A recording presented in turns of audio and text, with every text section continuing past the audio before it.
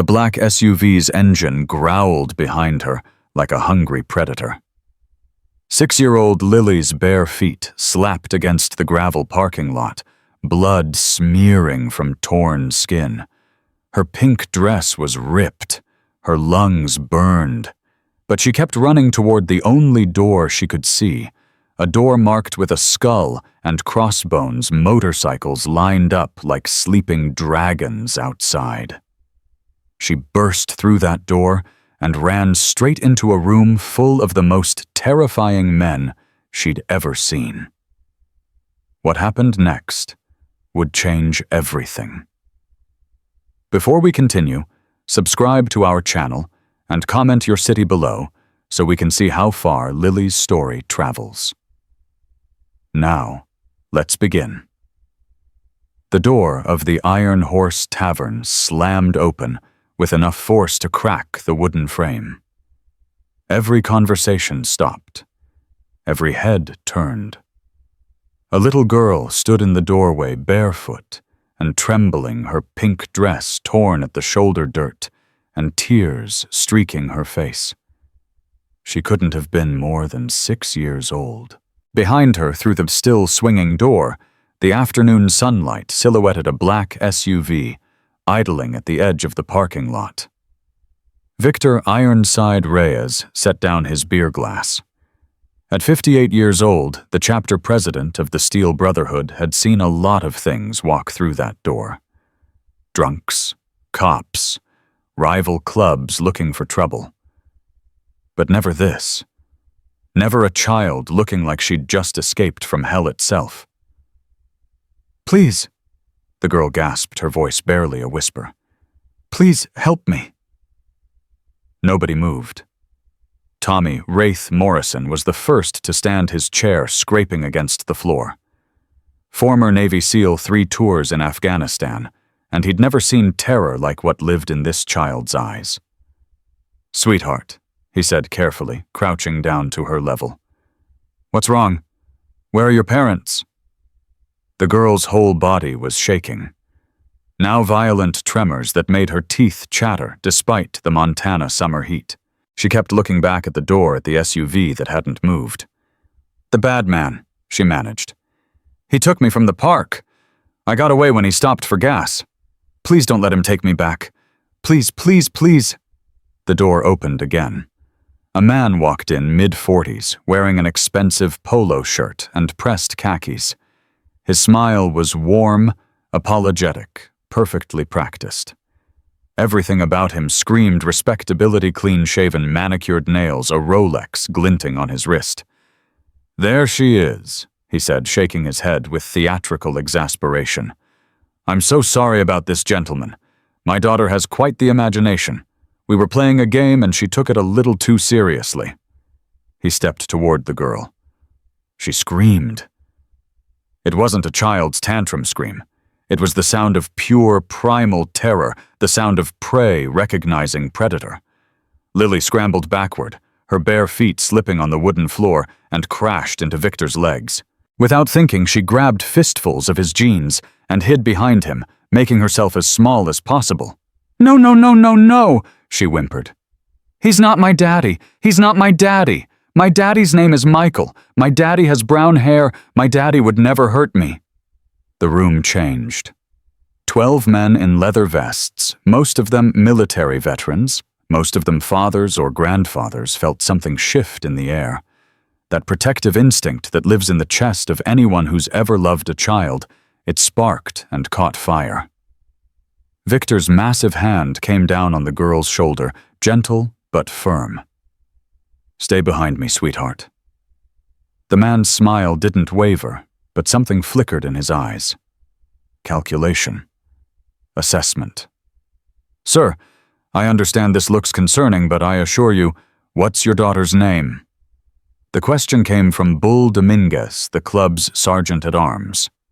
6'4", 270 pounds, arms covered in tattoos that told stories of violence and survival. He'd moved to block the front door without anyone noticing. The man's smile tightened almost imperceptibly. "Lily. Her name is Lily." Behind Victor, the girl flinched at the sound of her own name in his mouth. "And your name?" Victor asked. "Richard. Richard Thompson. Look, I really appreciate your concern, but this is a family matter. Lily has behavioral issues. Her therapist says she creates these elaborate fantasies when she's upset. I just need to get her home, and—" "Lily." Victor's voice was quiet, but it cut through the man's explanation like a knife. He didn't turn around, didn't take his eyes off the stranger, but his voice softened when he addressed the child. "Lily, is this man your father?" "No." Her voice was small, but certain. "My daddy smells like sawdust because he builds houses. This man smells like medicine. My daddy has a scar on his chin from when he fell off his bike. This man's face is smooth. My daddy calls me Lilybug. This man calls me sweetie and darling, and it makes my skin hurt." The room went absolutely still. Richard's mask slipped for just a fraction of a second. Annoyance, frustration, something darker before the pleasant smile returned. "She's very creative," he said. "As I mentioned, she has issues. Now, if you'll excuse me." He reached for Lily. Victor's hand shot out and caught his wrist in a grip that made the man gasp. "She doesn't want to go with you." "You don't understand. I have legal custody. Then you won't mind waiting for the police to verify that." Richard tried to pull his hand back. Victor didn't let go. "This is ridiculous," Richard said, and for the first time, anger crept into his voice. "You're a bunch of your criminals. You can't hold me here. This is kidnapping." Funny you should use that word. Rita Vasquez stepped out from the backroom phone already pressed to her ear. Former Army intelligence, the only female member of the chapter, and the smartest person in any room she entered. 911. Yes, I need to report a possible child abduction. We have the child safe at the Iron Horse Tavern on Route 12. The suspect is a white male mid-40s driving a black SUV plate number. She squinted through the window. Montana 7, David Frank 492. Yes, we'll hold him here. Thank you. Richard's face went pale. This is a misunderstanding, he said, but his voice had changed. Desperate now. You're making a huge mistake. Do you know who I am? Don't know, Bull said from the doorway. Don't care. I have lawyers. I'll have this place shut down. I'll have all of you arrested for assault, for false imprisonment, for... He bolted. Richard yanked his wrist free with sudden violence and lunged for the back door, moving faster than anyone expected. He made it 3 steps. Tommy hit him low, a perfect tackle that drove him into the pool table. Snake. Hendricks came in from the side, and Jimmy Two Fingers grabbed his arms. Within seconds, Richard was face down on the floor with 3 large men holding him in place. Get off me! Get off! I'll sue every one of you! His wallet fell out of his pocket during the struggle, contents scattering across the floor. Bull picked it up and started going through it. Richard Thompson, huh? He held up a driver's license. That's funny. This ID says Raymond Schiller. He kept digging. And this one says David Peterson, and this one says Michael Watts. He looked down at the struggling man with disgust. How many names you got? But it was what else fell out of the wallet that made everyone go quiet. Zip ties. Heavy-duty, the kind you'd use for industrial applications. A small roll of duct tape, and a prescription bottle with no label filled with white pills. Lily started crying again, burying her face in Victor's leg. He made me take one of those, she sobbed. At the park. He said it was candy. It made me sleepy. And then I was in his car and I didn't know where I was, and... Victor felt something cold and ancient wake up in his chest. Something he'd felt in Iraq, in situations where the rules of civilization stopped applying. Tommy, he said quietly, check his vehicle. Tommy was already moving. The SUV wasn't locked. What Tommy found inside made him step back and take several deep breaths before he could report.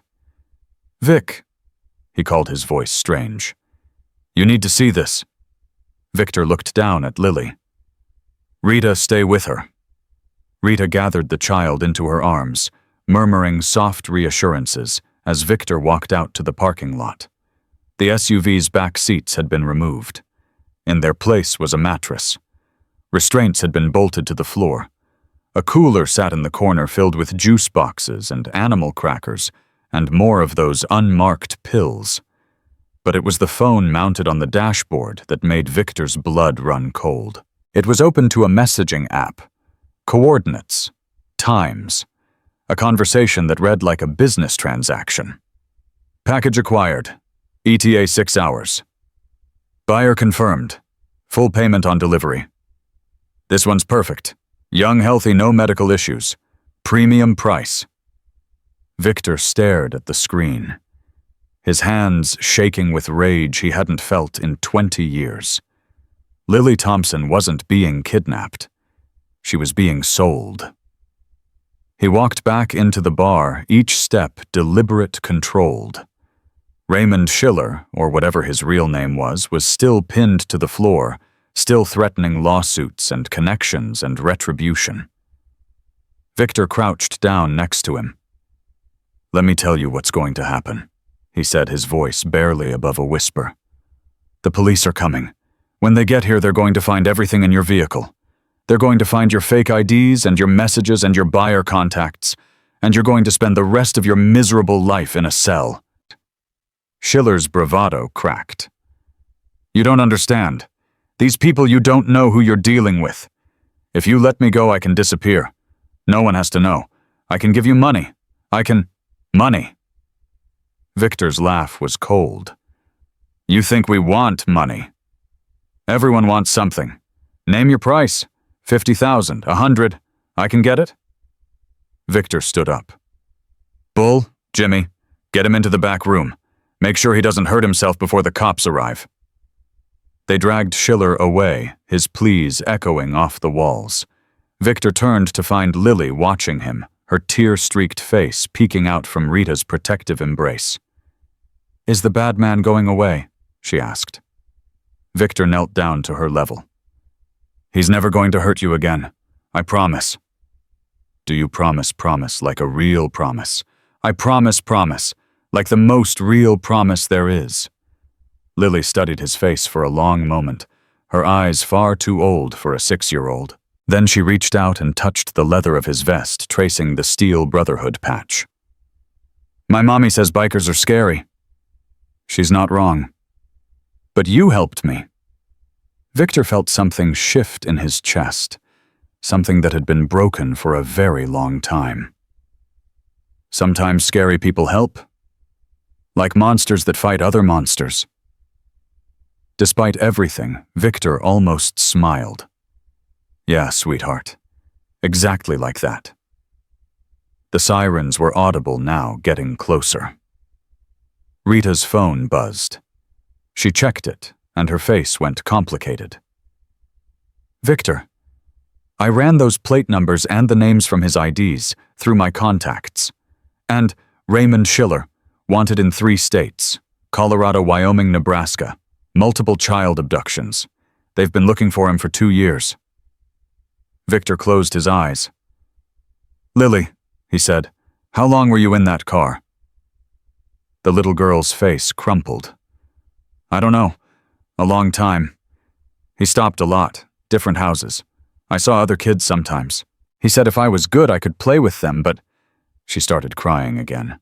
"But I never saw the same kids twice." The room went absolutely silent.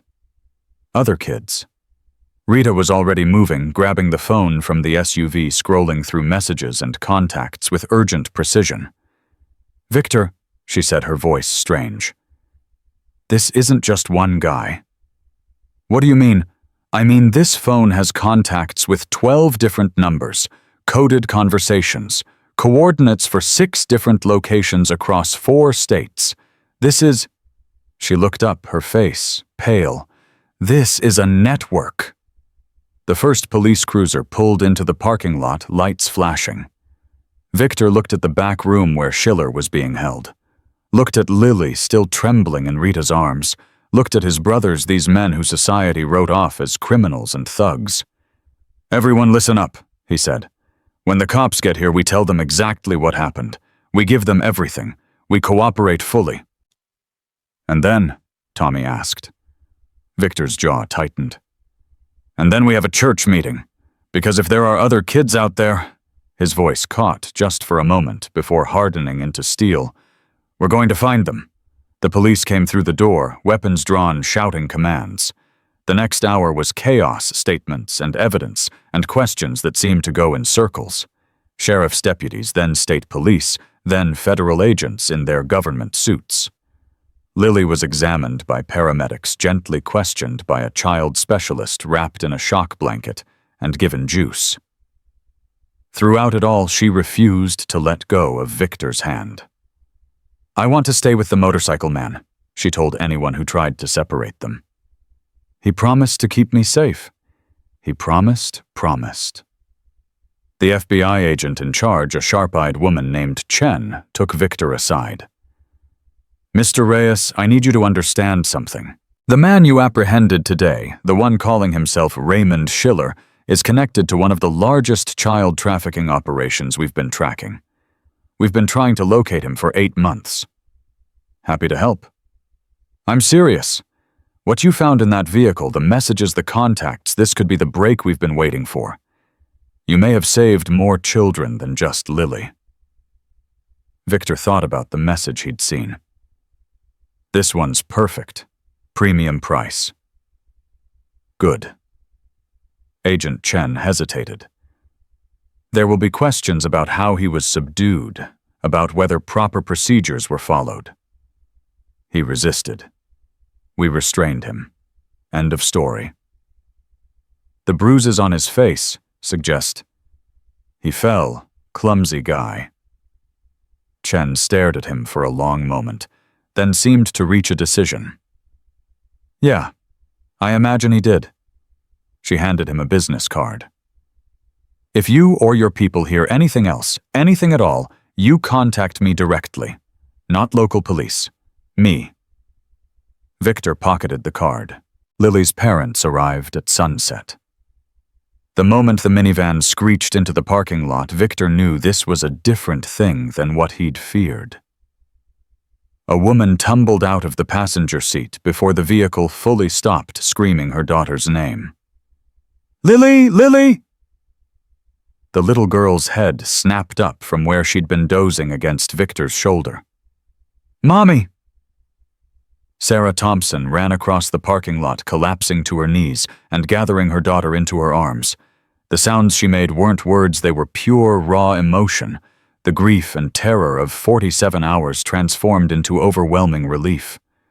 Michael Thompson was right behind his wife, tears streaming down his weathered face. Construction worker, Victor noted. Calloused hands. Sawdust scented just like Lily said. The genuine article. "My baby," Sarah sobbed. "My baby, my baby, my baby. Mommy, I was so scared, but the motorcycle man saved me. He promised, and he didn't let the bad man take me." Michael looked at Victor, really looked at him, the leather vest, the tattoos, the scarred face and hard eyes, and saw something beyond the surface. "You saved our daughter." She saved herself. She ran. She asked for help. Bravest kid I've ever seen. Michael's voice broke. "We thought the police said we thought we'd never see her again." He held out his hand. Victor shook it. "I don't know how to thank you," Michael said. "I don't have words. I'll spend the rest of my life trying to repay this." "No repayment necessary. Just take your little girl home. Let her be a kid again." Sarah finally looked up, her face destroyed and rebuilt by emotion. She was still clutching Lily like she'd never let go again. "Why?" she asked. "Why did you help her? You don't know us." Victor thought about the question. Thought about all the easy answers he could give. Because it was the right thing to do. Because anyone would have done the same. Because that's just who we are. But Lily was watching him, and he'd made her a promise. "I had a daughter once," he heard himself say. "She'd be about 30 now. She was taken when she was 14. Grabbed walking home from a friend's house." The words came harder now, dragged up from somewhere he usually kept locked. They found her 3 days later. The parking lot went quiet. "I wasn't there to protect her. I've spent the last 20 years living with that. Every kid I help, every predator I stop at doesn't bring Maria back. But it means she didn't die for nothing. Her memory protects kids like Lily." Sarah Thompson stood up, still holding her daughter, and did something Victor never expected. She hugged him. This stranger, this biker, this scary man with the hard eyes, she wrapped her free arm around him and held on. "Thank you," she whispered. "Thank you for saving our baby. And I'm so sorry about yours." Victor stood rigid for a moment, unprepared for the contact, for the genuine warmth from someone outside his brotherhood. Then his arms came up carefully, and he hugged her back. Lily's small hand patted his shoulder. "Don't be sad, Mr. Victor. Your Maria is in heaven and she's happy you saved me. She told me so." Victor's vision blurred. "She told you?" "When I was running to your door, I was so scared, and I heard a voice say, 'Go there. They'll help you. My daddy will keep you safe.' So I did." The world stopped making sense for a moment. Victor wiped his eyes with the back of his hand. "That sounds like something she'd say." The Thompson family stayed for another hour, giving statements, answering questions, holding on to each other like they were afraid to separate. Before they finally left, Lily insisted on saying goodbye to each biker individually. She hugged Tommy, who looked uncomfortable, but smiled anyway. She high-fived Bull, her tiny hand disappearing in his massive palm. She told Snake his tattoos were pretty cool. She made Rita promise to come visit her. And when she got to Victor, she looked up at him with those ancient 6-year-old eyes and said, "You're my angel now. Did you know that I'm a lot of things, sweetheart? Never been called an angel." "Well, you are, even if you don't have wings." She paused. "Maybe your motorcycle is your wings." Victor laughed, despite everything. "Maybe so. Will you come visit me? If your parents say it's okay." Lily turned to her mother. "Mommy, can the motorcycle man come visit?" Sarah Thompson looked at Victor, at this terrifying, gentle man who'd saved her daughter's life. "He can come any time he wants. Our door is always open." They drove away as darkness fell. Lily waving from the back window until the minivan disappeared around the bend. Victor stood in the parking lot long after they were gone, the other bikers giving him space. Finally, he turned and walked back into the bar. "Church," he said. "Now." They gathered in the back room, 12 men around a worn wooden table, the door closed and locked. This was where they made their serious decisions, away from prying eyes and ears. Victor stood at the head. "What we saw today," he began, "what we found in that vehicle, this isn't over." Rita had her laptop open, projecting information onto the wall. "I've been digging through Schiller's phone records. 12 contacts in the network. Coded communications going back 18 months. At least 6 locations mentioned as transfer points across Montana, Wyoming, and Colorado." "Transfer points for what?" Jimmy asked, though everyone already knew. "Kids. They call them packages. They have a whole terminology, weight classes, condition ratings, delivery schedules. These people are running this like a business." The silence that followed was heavy with fury. "FBI's got the phone now," Tommy said. "Agent Chen seemed solid. They'll handle it." "Will they?" Bull's voice was skeptical. "How long they been tracking these people? 2 years more, and what have they got to show for it?" "They've got jurisdictional issues," Rita explained. These operations work across state lines specifically because it creates bureaucratic tangles. By the time federal and state and local agencies coordinate, the targets have moved. Victor had been quiet, thinking.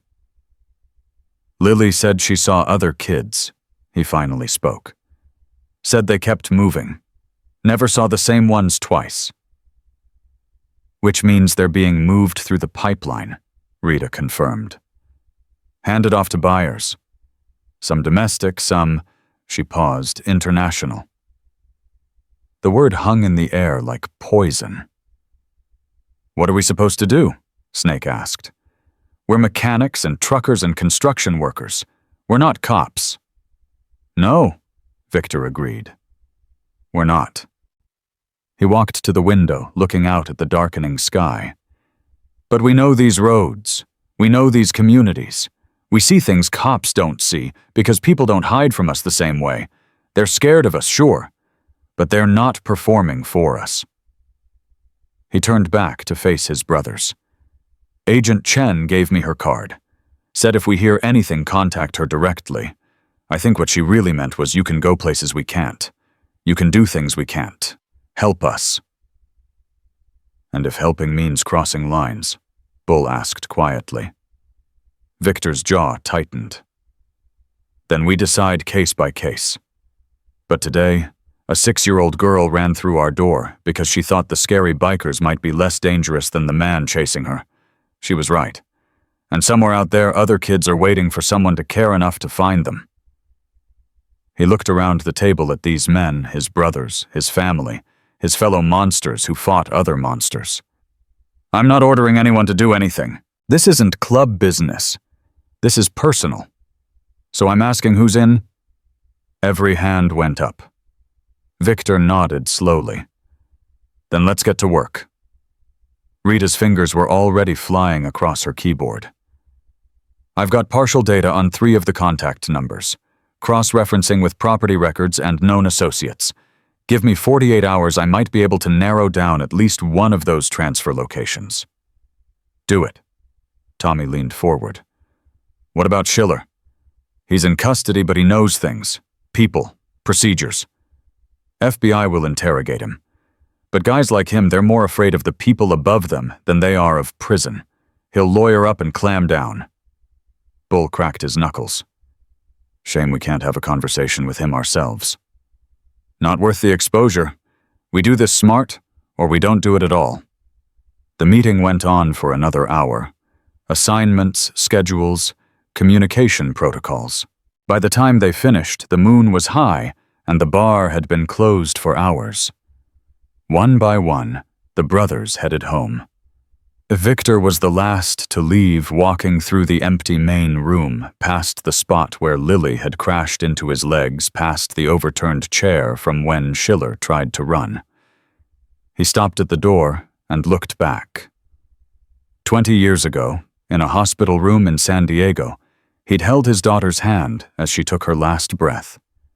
20 years of grief and guilt and rage channeled into the club, into the brotherhood, into a life that felt like penance rather than purpose. And today, a 6-year-old girl had called him her angel. Victor locked the door behind him and walked to his motorcycle. The night was cool stars, brilliant in the Montana sky. Somewhere out there, other children needed angels. He kicked the engine to life and rode into the darkness, the first soldier in a war nobody else knew had started. 3 days after the rescue, Victor's phone rang at 6 in the morning. We found something, Rita said without preamble. Get to the clubhouse. Now. He was there in 15 minutes, still pulling on his vest as he walked through the door. Rita sat hunched over her laptop, dark circles under her eyes, suggesting she hadn't slept. Tommy, Bull, and Snake were already gathered around her, their faces grim. Talk to me, Victor said. Rita turned the laptop so everyone could see. I've been running the contact numbers from Schiller's phone through every database I can access. Most are burner phones dead ends, but one number made a mistake. She pulled up a photograph. A woman mid-30s professional headshot. Pleasant smile, kind eyes, the sort of face you'd trust instinctively. Denise Paulson runs a nonprofit called Families First Montana. They provide support services for struggling families, home visits, parenting classes, resource coordination. Sounds legitimate, Tommy said. That's the point. But here's the thing. Rita pulled up another screen. Families First received a $50,000 donation last year from a shell company called Mountain Vista Holdings. That same company paid rent on a property in Wyoming that matches one of the coordinates from Schiller's phone. Victor stared at the woman's photograph. She's using a charity as a front. Worse than that, she's using it to identify targets. Think about it, she gets invited into vulnerable homes. Single mothers, families, and crisis people who can't fight back.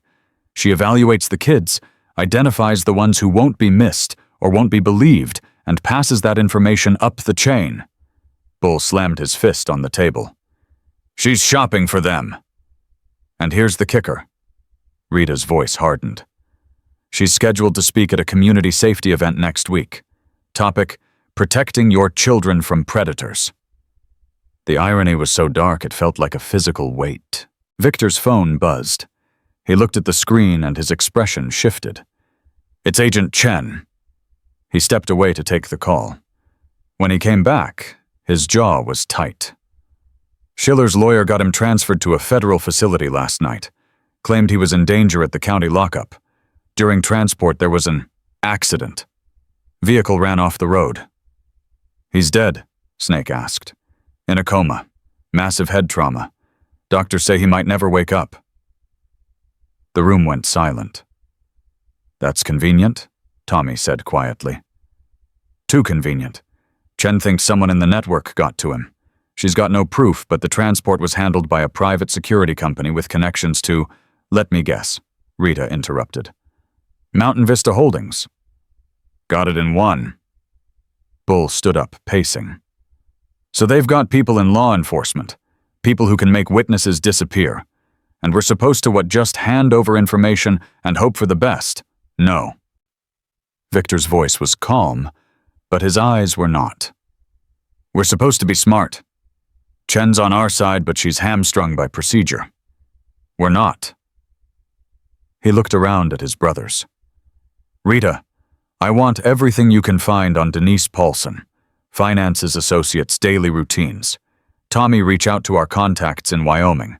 See if anyone knows anything about that property. Bullsnake, start talking to people in town. Carefully. Anyone who's had dealings with Families First. What are you going to do? Rita asked. Victor picked up his keys. I'm going to visit the Thompsons, see how Lily's doing, and maybe ask her mother a few questions. The Thompson house was small and tidy, a working-class home on a quiet street. When Victor pulled up on his motorcycle, he saw the curtain twitch. By the time he reached the porch, the door was already opening. Sarah Thompson stood there, looking better than she had 3 days ago, but still fragile. Behind her, Victor could hear the sound of cartoons playing. Mr. Reyes, I wasn't expecting, please come in. The living room was warm, filled with family photos, and the comfortable clutter of a home with a young child. Lily was curled up on the couch, wrapped in a blanket, watching a cartoon about talking dogs.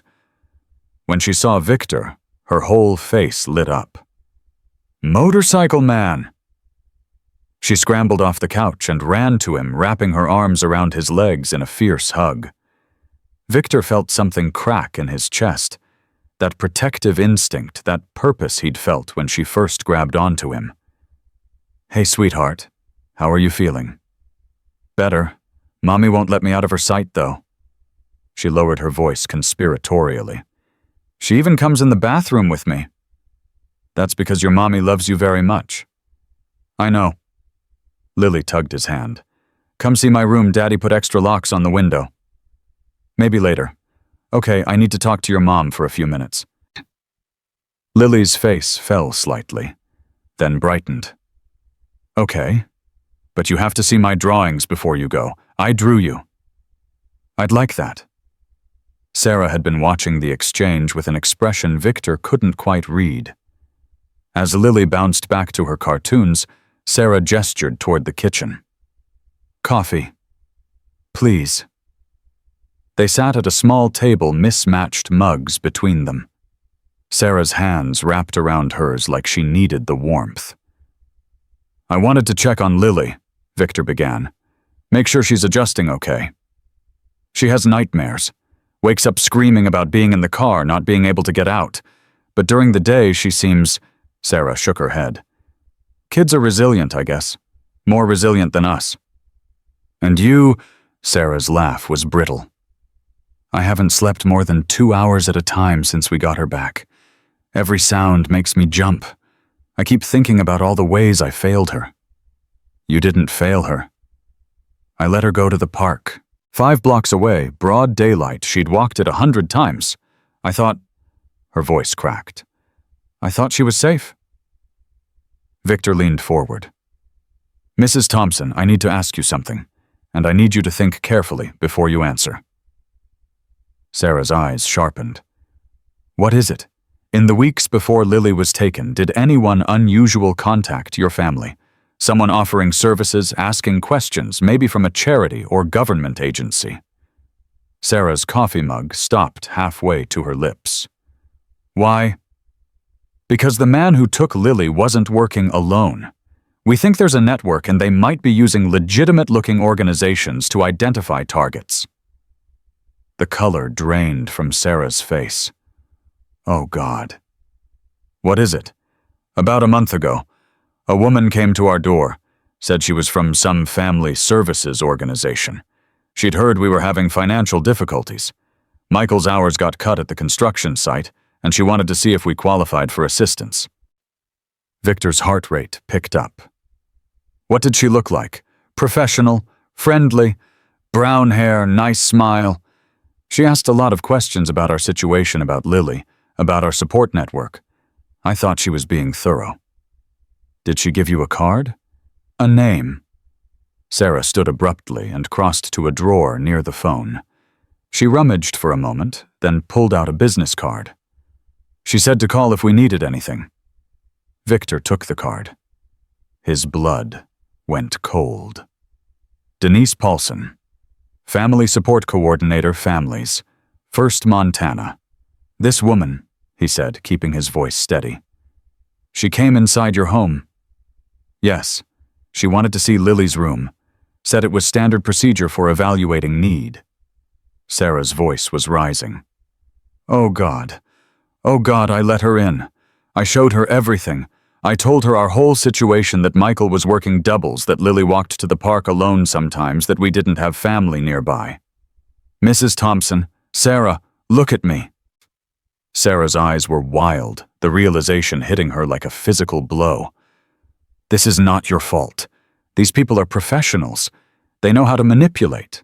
They know how to seem trustworthy. But I let her... You were trying to help your family. That's nothing to be ashamed of.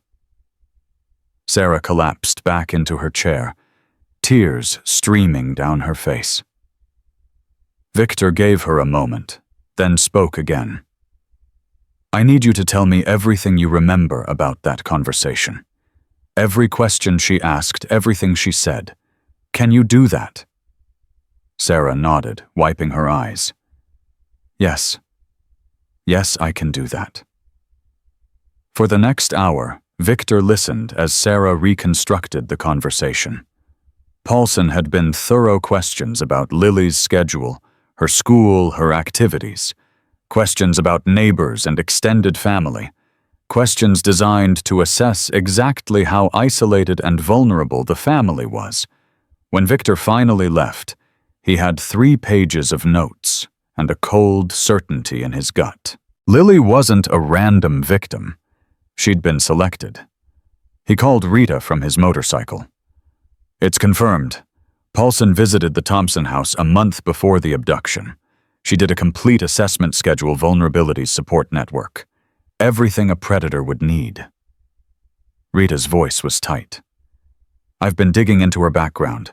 She's been running Families First for 5 years. In that time, she's done home assessments for over 200 families. How many of those families had children go missing? That's what I'm trying to find out. But Victor, if even a fraction of those assessments led to abductions, we could be looking at dozens of victims. Silence on the line. Get me that list, Victor said. Cross-reference with missing children reports. Anything that even looks like a correlation. That'll take time. Then start now. He ended the call and sat for a moment staring at Denise Paulson's business card. This woman smiled at families, offered help, walked through their homes, talked to their children, identified the vulnerable ones, then sold that information to monsters. Victor had seen a lot of evil in his life. Combat had shown him what humans could do to each other. But this calculated systematic predation was something different. His phone buzzed again. A text from Bull. Got something. Meet at Murphy's Diner, 30 Minon. Murphy's was a greasy spoon on the edge of town, the kind of place where nobody asked questions, and the coffee was strong enough to strip paint. Bull was already in a back booth when Victor arrived, along with a nervous-looking man in his 50s. Victor, this is Dave Hendricks. Works maintenance at the county building. Tell him what you told me. Dave looked like he wanted to be anywhere else. I don't want trouble. I've got a pension coming in 3 years. No trouble, Victor said, sliding into the booth. Just talk. Dave took a breath. Bull asked me if I knew anything about Families First. I said I'd heard of them, they do some work with social services. Then he asked if anything weird ever happened with them. And about 8 months ago, I was doing after-hours cleaning at the county records office. I saw someone in the files room who wasn't supposed to be there. Victor leaned forward. Who? That Paulson woman. The one who runs the charity. She had a whole stack of files on the desk. Child services records, custody cases, foster placements. She had access to those files. Hell no. Those records are confidential. But she had a key, and she was photographing pages with her phone. Dave's voice dropped. When she saw me, she said she was doing authorized research for a county contract. Told me to forget I'd seen her. But something about the way she said it. Threatening, more like confident. Like she knew nothing would happen to her even if I reported it. Did you report it? Dave looked away. I mentioned it to my supervisor. He said Families First was a valued county partner, and I should mind my own business. Who's your supervisor? County administrator, guy named Garrett Wells. The name landed like a stone in still water. Victor recognized it immediately. Wells, the businessman, sits on the hospital board, the school board, on every board that matters in this county, Bull confirmed. And according to Rita Mountain Vista Holdings, the shell company funding the network has Wells listed as a silent partner. Dave looked between them, confused and frightened. What are you saying? That Wells is involved in something? We're not saying anything, Victor replied carefully. But I appreciate you talking to us, Dave. If you remember anything else, you let Bull know. I don't want to get mixed up in... You won't. Just be careful. And maybe think about taking some vacation time. And Dave left quickly, nearly tripping over his own feet in his hurry to escape. Bull waited until he was gone. Wells is connected to half the power structure in this county. If he's dirty, then this goes higher than we thought. Victor's mind was racing. Paulson does the assessments. Schiller handles the abductions. Wells provides protection and cover. But there have to be more. Buyers, transporters, people handling the money. How do we take down something this big? Carefully, one piece at a time. His phone rang. Rita. You need to get back here, she said. I found the list. Families Paulson visited over the past 3 years, cross-referenced with missing children reports. How many? Rita's voice was hollow. 17. 17 children from families Paulson assessed, all reported missing within 6 months of her visit. Victor closed his eyes. 17 children. But that's not the worst part, Rita continued. I dug deeper into the missing children database. Most of these cases, they're barely being investigated, classified as runaways or custody disputes, like someone made sure they'd be forgotten. Someone with influence over law enforcement. Exactly. Victor, this thing, it's not just a network. It's a machine, and it's been running for years. He hung up and looked at Bull. 17 kids, minimum, all connected to Paulson. Bull's face was stone. What do? We take away her access. That community event next week where she's speaking about child safety, we make sure she never scouts another victim. How? Victor stood, dropping money on the table for the coffee. By showing everyone exactly who she really is. The community event was held at the Riverside Community Center, a multi-purpose building that served as everything from a wedding venue to a flu shot clinic. By the time Victor arrived, the parking lot was half full with minivans and SUVs, concerned parents coming to learn how to protect their children. He'd brought Tommy, Rita, and Snake. Bull was positioned outside, watching the exits. They wore civilian clothes, no leather vests, nothing to identify them as club members. Inside rows of folding chairs faced a small stage where Denise Paulson was setting up a presentation. She looked exactly like her photograph professional, approachable, trustworthy. Victor wanted to tear her apart with his bare hands, but that wasn't the plan. Rita had spent 3 days building a dossier, financial records, communication logs, testimony from Dave Hendricks. Most damning of all, a list of the 17 missing children whose families Paulson had visited. They weren't going to confront her directly. That would just give her a chance to spin the story. Instead, they were going to plant seeds of doubt, strategically placed questions, carefully leaked information, and let the community's own investigation do the rest. The presentation began. Paulson's voice was warm and confident as she talked about warning signs, safe internet practices, the importance of knowing your children's friends. The most dangerous predators, she said with earnest sincerity, are often the ones who seem most trustworthy. They infiltrate communities, they build relationships, they gain access. Victor felt sick. During the Q&A, Rita raised her hand. Ms. Paulson, you mentioned that Families First does home assessments for vulnerable families. Can you tell us more about what that involves? Paulson smiled. Of course. We visit families who might need support services. We evaluate their situation, housing stability, child care arrangements, support networks, and connect them with resources. And you keep records of these assessments. Naturally, everything is documented. How do you ensure that information stays confidential? I mean detailed information about families' vulnerabilities that could be very valuable to the wrong people.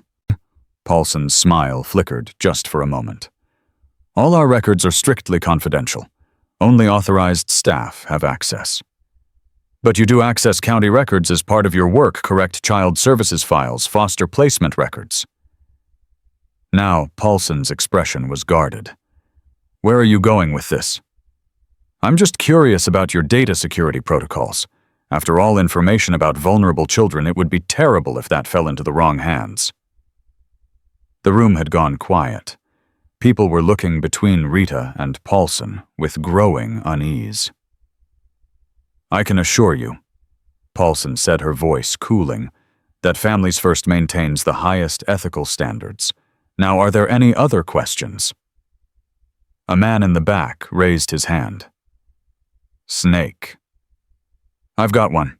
A friend of mine, her family was visited by your organization about 2 years ago. Nice woman came to their house, asked a lot of questions about their kids. 6 months later, their 8-year-old daughter went missing. Murmurs rippled through the crowd. Paulson's face went pale. I'm very sorry to hear about that, but I don't see how. What's strange, Snake continued, is that the police barely investigated, classified it as a runaway, an 8-year-old runaway. Does that sound right to you? I really can't comment on individual cases. How about 17 cases? The room went dead silent. Tommy stood up now, holding a folder. We've been doing some research. 17 children from families your organization assessed have gone missing in the past 3 years. All within 6 months of your home visits. All barely investigated. That's a hell of a coincidence, don't you think? Paulson's composure cracked. This is outrageous. You're making baseless accusations. Are they baseless? Victor spoke for the first time, his voice carrying through the room. Because we have documentation. Financial ties between your non-profit and shell companies linked to trafficking operations. Records of you accessing confidential county files without authorization. Would you like to explain that? Paulson grabbed her purse and headed for the exit. I don't have to listen to this. This is slander. I'm calling my lawyer. Call whoever you want, Victor said. But the FBI already has copies of everything. Agent Chen, maybe you know the name. She's very interested in talking to you. Paulson froze at the door. For just a second, her mask dropped completely, and Victor saw the real person underneath, cold, calculating, cornered. Then she was gone, practically running to her car. The room erupted. Parents were on their phones demanding answers from local officials, pulling up news stories connecting dots that had been hidden in plain sight.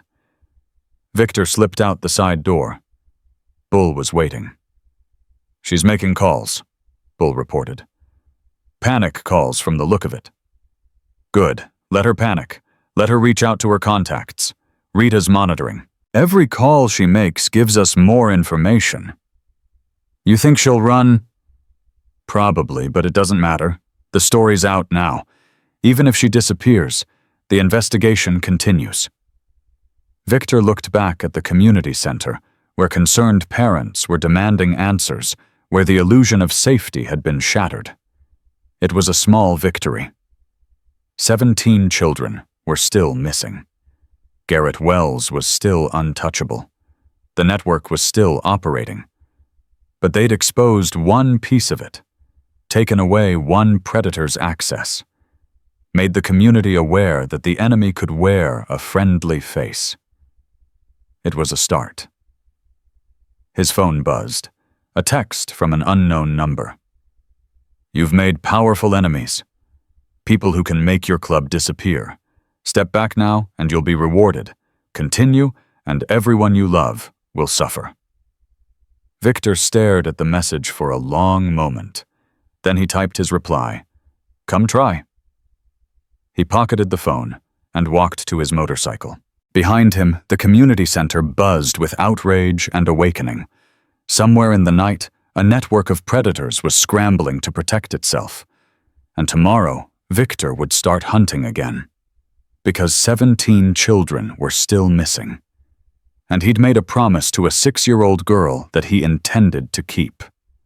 The threatening text message wasn't the last one Victor received. Over the next 48 hours, 2 more arrived. The first showed a photograph of his house taken from across the street. The second showed the Iron Horse Tavern with a single word, flammable. Victor showed them to the club at their emergency meeting. They're trying to scare us off, Bull said, his voice tight with anger. It's working, Jimmy admitted. My wife wants me to step back. Says she didn't sign up for this. Nobody's judging anyone who wants out, Victor said. This isn't club business. It's personal. If you need to protect your family. My family is protected by finishing this, Tommy interrupted. These people traffic children. You think they'll stop at threats? You think backing down makes us safe? Snake nodded. Tommy's right. We're already in this. Only way out is through. Victor looked around the table. Every man present. Every man committed. Then we escalate. Rita, what do we have on that Wyoming property? Rita pulled up satellite images on her laptop. Remote location about 40 miles from the nearest town. Property records show it's owned by Mountain Vista Holdings, same shell company connected to Wells and Paulson. Recent construction includes a reinforced main building and what looks like underground additions. Underground, Bull repeated. Why would they need underground space? Nobody answered. Nobody wanted to. I've been monitoring Paulson's communications since she fled the community event, Rita continued.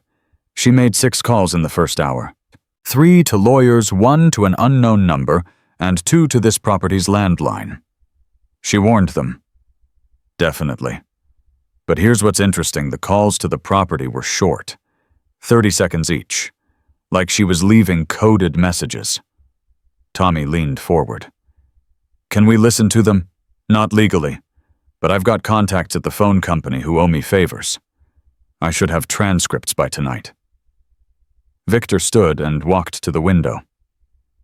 We need eyes on that property. Physical surveillance. See what we're dealing with before we make any moves.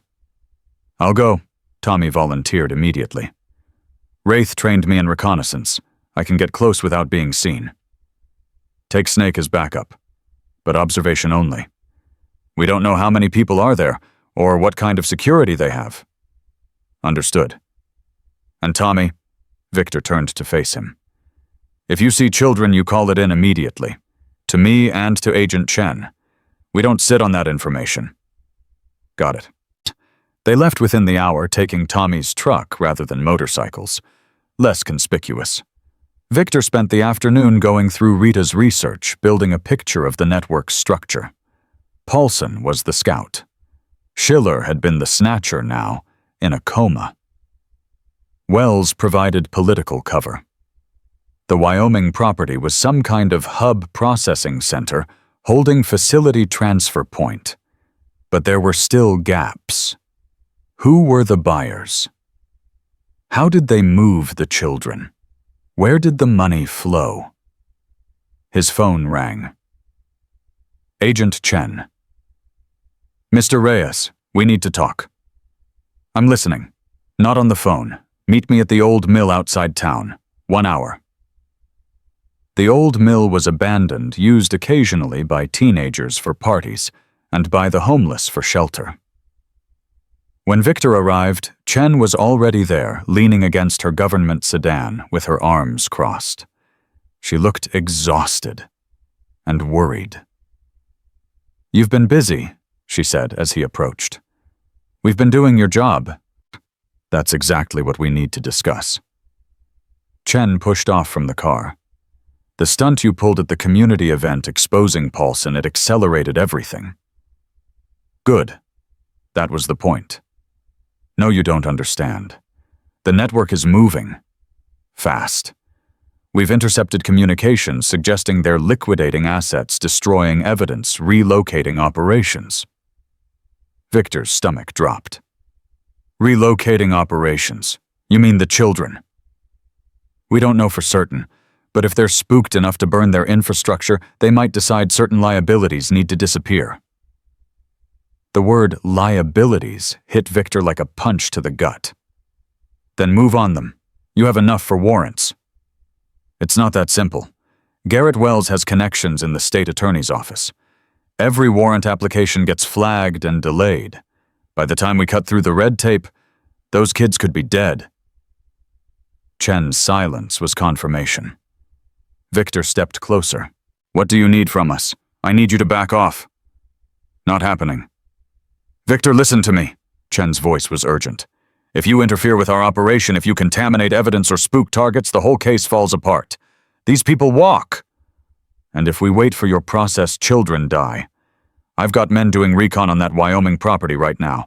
If there are kids there, you have men where... Chen's face went pale. Jesus Christ. Pull them out, now. Not until we know what's inside.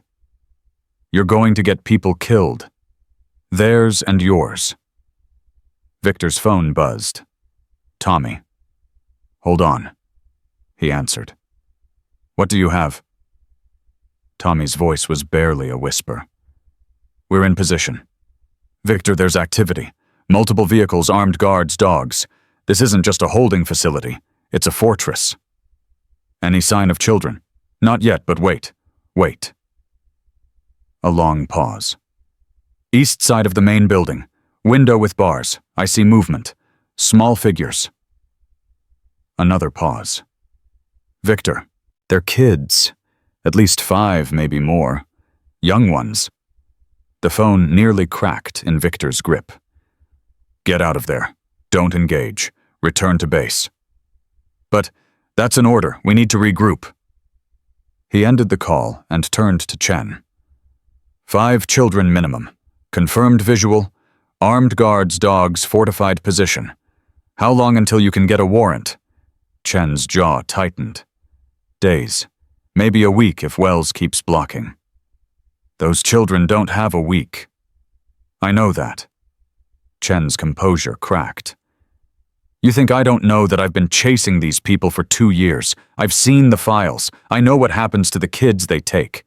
But if we move without legal authority, the case gets thrown out. These monsters walk free. Victor stared at her for a long moment. Then don't move, he said quietly. What? You stay clean. Do everything by the book. Get your warrants, build your case. Follow your process. And you? Victor was already walking back to his motorcycle. We're not cops. We don't need warrants. Victor, Chen called after him. If you do this, I can't protect you. If something goes wrong. Something's already wrong. He threw a leg over his bike. There are children in cages waiting to be sold. That's wrong. Everything else is just details. He kicked the engine to life and roared away, leaving Chen standing in the dust. The emergency church meeting convened at midnight. Every member present, plus 3 from a neighboring chapter who'd heard what was happening and volunteered to help. 15 men total, most of them veterans, all of them fathers or brothers or uncles. Victor stood at the head of the table and laid it out plain. There are children in that facility.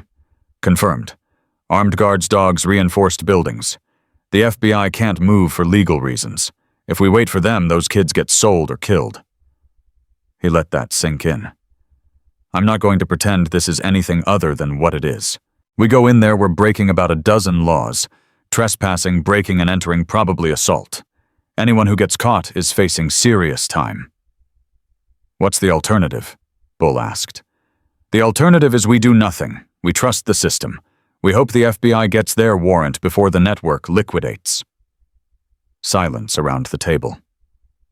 My daughter would be 30 this year. Victor continued, his voice rough. If she'd lived, she was taken because I wasn't there to protect her. I couldn't save her. But those kids in that facility, they're still alive. Right now, tonight, they're still alive. And I refuse to sit here and do nothing while that changes. Tommy stood. I'm in. Bull stood. In. One by one, every man in the room rose to his feet. Victor nodded slowly. Then let's plan. For the next 3 hours, they mapped out the operation. Tommy's reconnaissance had given them layout details, guard positions, patrol patterns, potential entry points. Rita worked her contacts to cut power to the property at a specific time. Snake knew a guy who could jam cell signals for a 20-minute window. The plan was simple. Hit fast, hit hard, secure, the children get out before anyone could respond. What about the guards? Jimmy asked. Neutralize, don't kill, Victor said firmly. We're not murderers. These are hired guns, probably don't even know what they're protecting. We put them down, we secure them, we leave them for the cops. And if they shoot first, Victor's jaw tightened, then we respond appropriately, but only in self-defense. Anyone who goes in there looking for blood is out, understood? Nods around the room. We move at 0300, 3 teams. Alpha takes the main building, that's me, Tommy, and Bull. Bravo secures the perimeter, Snake, Jimmy, and the boys from the other chapter. Charlie handles extraction, Rita, and the vehicles. Questions. What about Agent Chen? Rita asked. She knows we're planning something. I'll call her after we're inside. Give her enough time to respond, but not enough to stop us. If this works, she gets credit for a major bust. If it doesn't..." Victor shrugged. "We'll deal with that when we have to." "One more thing," Tommy said. "If there are kids in there, they're going to be traumatized. Terrified. They see a bunch of scary bikers busting down doors." "Good point." Victor thought for a moment. "Rita, you go in with Alpha Team. The kids see a woman first might help them stay calm." Rita nodded. "I can do that." "Then we're set. Everyone get some rest. Tomorrow night we bring those children home." The next day stretched like taffy, every hour feeling like 10. Victor visited the Thompson house one more time, needing to see Lily, needing to remember why he was about to risk everything. She was in the backyard when he arrived, playing with a new puppy her parents had gotten her. When she saw Victor, she ran to the fence. "Mr. Victor, look. His name is Buddy. Daddy says he'll protect me when you're not here." Victor crouched down to her level, feeling the weight of the night ahead pressing on his shoulders. "That's a good dog. You take care of him, okay?" "I will." Lily's face grew serious the way children's faces do when they sense something important. "Are you going somewhere?" "I have to help some other kids." "Like you?" "Kids the bad men took." Victor's throat tightened. "Yeah, sweetheart. Kids the bad men took." Lily reached through the fence and took his hand. "You'll save them. I know you will. Because you're my angel, and angels save people." He couldn't speak, just squeezed her small hand and nodded. Sarah Thompson appeared on the back porch, watching the exchange with knowing eyes. She'd seen the news about Denise Paulson. She'd connected the dots. "Be careful," she called softly, "and come back." Victor stood, releasing Lily's hand. "Take care of your mom and dad, Lilybug." She giggled at the nickname, the same one her real father used. "I will. Promise, promise." Promise, promise. He left before his resolve could crack. At 02:45, 3 vehicles rolled out of the Iron Horse parking lot. No headlights, no formation, just 3 trucks heading into the Montana darkness. Victor rode in the lead vehicle with Tommy and Bull. Rita drove. Nobody spoke. The weight of what they were about to do filled every inch of space. At 02:55, they reached the access road to the property. Snake's contact had already jammed cell signals for a 5-mile radius. In 3 minutes, Rita's guy would cut power to the property. "Everyone ready?" Victor asked. "Confirmation from all teams." "Alpha moving in 60 seconds. Bravo, get in position. Charlie, stay with the vehicles until we signal." The night was quiet. Too quiet. Victor's combat instincts, dormant for decades, suddenly screamed to life. Something was wrong. "Tommy, you said there were guards. Dogs. I don't see anyone." Tommy was peering through night vision binoculars. "They were here yesterday. Multiple patrols. Now it's..." He stopped. "Victor, the main building. The lights are off, but there's smoke coming from the chimney. And look at the east side." Victor looked. His blood went cold.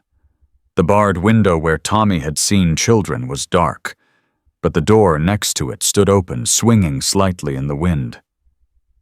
"They knew we were coming." "That's impossible. We didn't tell anyone. Chen, she must have tipped them off." "No," Rita shook her head. "Chen wouldn't.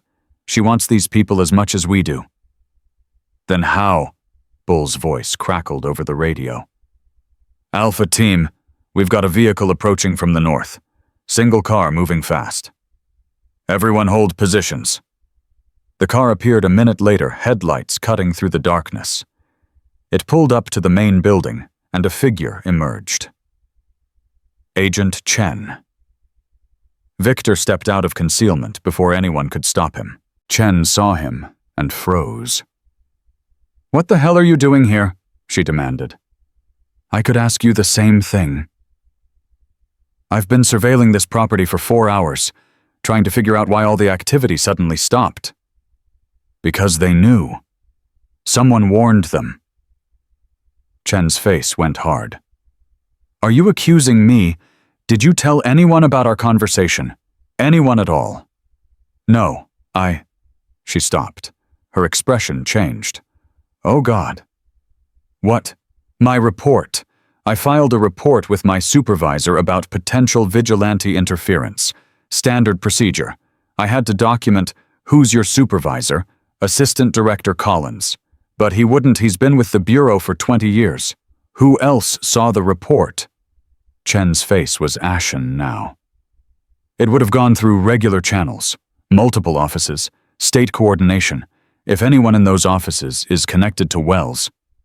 The truth hit them both at the same time. The network had people everywhere, even inside the FBI. The children, Victor said. Where did they take them? I don't know. Chen's voice cracked. I've been chasing these people for 2 years. I thought I was getting close, but they're always one step ahead. Always. Victor turned to Tommy. Search the building. Every room, every closet, every crawl space. If they left anything behind, documents, electronics, anything, we need it. The next hour was a systematic sweep of the property. What they found painted a picture of hasty evacuation. Mattresses in the basement, small ones, child-sized, stained with things Victor didn't want to identify. Restraints bolted to walls. A medical area with sedatives and examination equipment. And in a burn barrel outside the charred remains of files and photographs. Rita pulled fragments from the ashes, trying to salvage anything readable. There's too much damage. Most of it's gone. Most isn't all. Keep looking. Tommy emerged from the main building holding a laptop. Found this hidden in a wall panel. They missed it. Rita grabbed it immediately. If I can crack the encryption, do it. Chen stood apart from the group on the phone with her office. When she hung up, her expression was complicated. I've requested a full evidence team. They'll be here in 2 hours. And your supervisor? I went over his head, called the director directly, told him I suspected internal compromise. That's career suicide. Those children are gone because someone in my organization tipped off the network. Career doesn't matter anymore. Victor studied her for a long moment. Welcome to our side of the line. As dawn broke over the Montana mountains, the club members helped federal agents catalog the horrors they'd found. The basement, the restraints, the medical equipment designed for children who wouldn't cooperate. Victor stood apart, watching the sunrise, feeling the weight of failure pressing down on his shoulders. They'd been so close. His phone buzzed. Unknown number. He answered. Mr. Reyes. The voice was smooth, cultured, confident. My name is Garrett Wells. I believe you've been looking for me. Victor's hand tightened on the phone. Where are the children? Safe, for now, which is more than I can say for you and your associates. Is this the part where you threaten my family, my club? Because I've got to tell you, we've heard it all before. Wells laughed softly. I don't threaten Mr. Reyes. I inform. And what I'm informing you is that you're playing a game you don't understand. The network you've stumbled into has been operating for decades. It has protection at every level of government. The FBI agent you've been working with. Her supervisor has been on our payroll for 5 years. How do you think we've operated so long without interference? Every network has weak points. True. You found one Denise Paulson. Careless woman left too many traces. But eliminating one scout doesn't damage the infrastructure. We'll have a replacement within weeks. And Schiller, the man in the coma. A liability who knew too much. His accident was unfortunate but necessary. Victor's blood ran cold. They'd killed their own man to protect secrets. What do you want, Wells? to offer you a choice. Walk away now. Really walk away, disband your little investigation, return to your motorcycles and your bar, and we'll consider the matter closed. Continue and we'll dismantle everything you've built. Your club, your reputation, your freedom. We have enough planted evidence to put you away for life. And the children, not your concern. Victor looked across the property where agents were photographing the basement, where Rita was hunched over the salvaged laptop, where his brothers stood watch with haunted eyes. "Let me make you a counteroffer," he said quietly. "Release those children within 48 hours or I will personally put you in the ground. Not a threat, not a promise, a guarantee. You're in no position to 48 hours, Wells, starting now."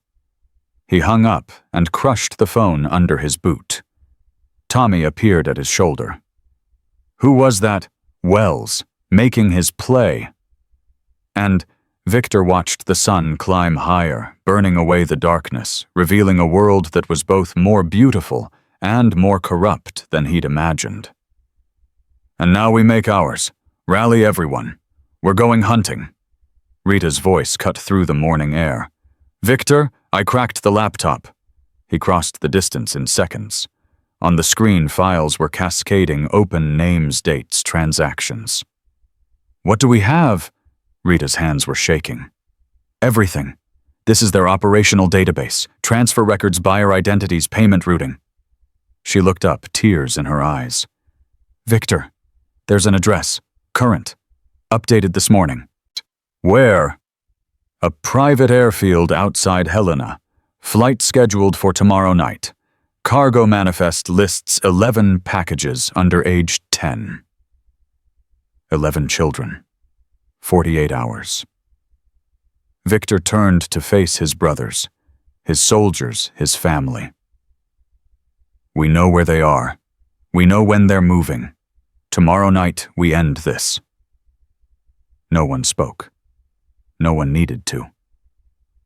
The 24 hours before the raid felt like walking through water. Victor spent the morning coordinating with Agent Chen, who had thrown her career into the fire by going over her compromised supervisor's head. She'd called in favors from agents she trusted, assembling a small tactical team that operated outside normal channels. "If this goes wrong," she told Victor, "we're all going to prison. If this goes wrong, 11 children get sold overseas. Prison would be the least of my concerns." They met at a safe house. Rita had secured a foreclosed property on the outskirts of Helena. Maps covered every surface. Tactical diagrams, photographs of the airfield taken by club members who'd done drive-by reconnaissance. "The airfield has minimal security," Tommy reported. "Private facility mostly used for corporate flights and cargo transport. 2 guards at the main gate, maybe 3 more roving. Nothing like the Wyoming compound." "That's because they're not expecting trouble," Rita said. "They think they've won. Wells made his call, delivered his ultimatum. As far as they know, we're backing off." "Good."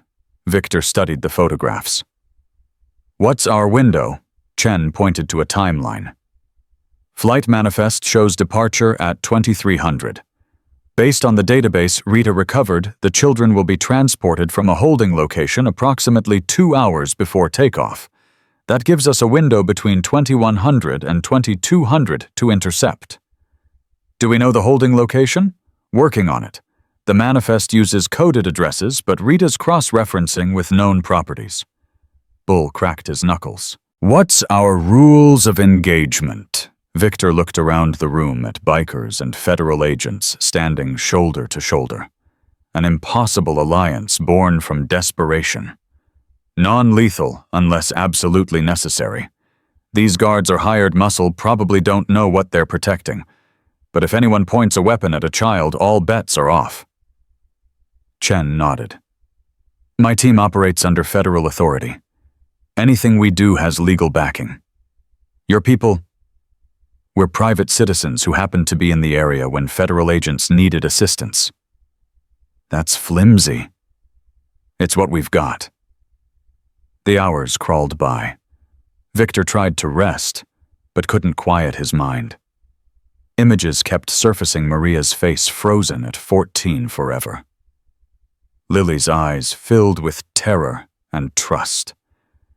11 nameless children waiting in some dark room for rescue that might never come. At 1600, Rita burst into the main room. Got it. The holding location. It's a warehouse on the industrial side of Helena. Registered to guess who Mountain Vista Holdings. Of course it is. There's more. I intercepted a communication. Wells is going to be there personally. Victor's head snapped up. Wells at the warehouse. He's overseeing the transfer himself. Too much money on the line to trust subordinates. Tommy let out a low whistle. That's either very confident or very stupid. It's arrogance, Chen said. He's been untouchable for so long he doesn't think anyone can hurt him. Victor smiled, but there was no warmth in it. Let's change his mind. They hit the warehouse at 2100 on the dot. 3 teams moving in coordinated silence. Alpha Team Victor Tommy Bull and Rita approached from the east through an adjoining property. Bravo Team Snake Jimmy and 4 trusted brothers came from the west. Chen's FBI unit held the perimeter ready to move in once the facility was secured. The warehouse was larger than expected, a sprawling complex with multiple buildings connected by covered walkways. Victor could see lights in the main structure, shadows moving behind frosted windows. Counting 8 hostiles, Tommy whispered through the comm. 4 outside, 4 inside. No visual on the packages yet. Hold for my signal. Victor watched the patrol patterns timing the gaps. 20 years since his last combat operation, but the instincts were still there, dormant but not dead. Bravo, take the external guards. Quiet. Alpha, we go in 30 seconds. Copy. The next half-minute stretched into eternity. Then Snake's voice. External guards neutralized. Alpha, move. They flowed through the darkness like water, years of military training taking over. The side door yielded to Bull's shoulder without a sound. Inside, a corridor stretched ahead, lit by flickering fluorescents. Voices from somewhere deeper in the building. Laughter. Someone telling a joke. Victor signaled Tommy left Bull, right, Rita behind him. The first guard never saw them coming. Tommy's chokehold dropped him silently, zip ties, securing his wrists before he could recover. The second guard emerged from a bathroom and walked directly into Bull's massive fist. Out cold before he hit the ground. 2 down. 2 to go. The corridor opened into a central area. Victor pressed himself against the wall and peered around the corner. His blood turned to ice. The children were there. 11 of them, ranging from maybe 4 to 9 years old. They sat on the concrete floor in a cluster, hands bound in front of them, mouths gagged with cloth. Some were crying silently. Others stared at nothing, their eyes empty, already broken. 2 guards stood over them, automatic weapons slung across their chests. And beyond them, in a glassed-in office overlooking the main floor, sat Garrett Wells. Even from this distance, Victor could see the man's confidence. The expensive suit, the manicured hands wrapped around a crystal glass, the casual posture of someone who'd never faced real consequences. Rita touched his arm. Victor, the kids. I see them. How do we do this without putting them in the crossfire? Victor's mind raced. The guards were too close to the children. Any firefight risked collateral damage. They needed a distraction, something to draw the guards away. Then Wells solved the problem for them. Time to load them up, his voice echoed through an intercom. Trucks arriving in 10 minutes. One of the guards nodded and moved toward a large rolling door at the far end of the building. The other began roughly pulling children to their feet. The moment the guards separated, Victor acted. Bull, take the one by the door. Tommy, office. Rita, get to the children. They moved. Bull covered the distance in seconds, his massive form slamming into the guard before the man could raise his weapon. The crunch of bone was audible across the warehouse. Tommy sprinted for the office stairs, taking them 3 at a time. Victor went straight for the remaining guard, who was just registering that something was wrong. The man's hand went for his rifle. Victor hit him low, driving his shoulder into the guard's midsection momentum, carrying them both to the ground. 3 quick strikes, and the guard stopped moving. Rita was already among the children, pulling gags loose, cutting zip ties, her voice soft and calm despite the chaos. "It's okay. It's okay. We're here to help. You're safe now. You're safe." Some of the children started crying louder. Others grabbed onto Rita like she was the only solid thing in a collapsing world. From the office above, Victor heard Tommy's voice, "Don't move, hands where I can see them." Then a single gunshot.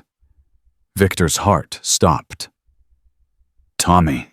He was up the stairs in seconds, bursting through the office door to find Tommy standing over Garrett Wells, who lay on the floor clutching his shoulder blood seeping between his fingers. A small pistol lay several feet away. "He pulled on me," Tommy said, his voice steady, but his hands shaking. "Kept one in his desk drawer." "You okay?" "Fine. He's not." Victor crossed to Wells and looked down at the man who'd built an empire on stolen children. Up close, Wells looked smaller than his reputation. Ordinary. The kind of face you'd forget 5 minutes after meeting. "Mr. Reyes," Wells gasped, managing arrogance even through the pain. "You're making a terrible mistake. Only mistake I made was not finding you sooner. You have no idea what you're dealing with. I have connections at every level. State Police, FBI, the Attorney General's office. You'll be in prison before the week is out." Victor crouched down until his face was inches from Wells's. "Your network is blown.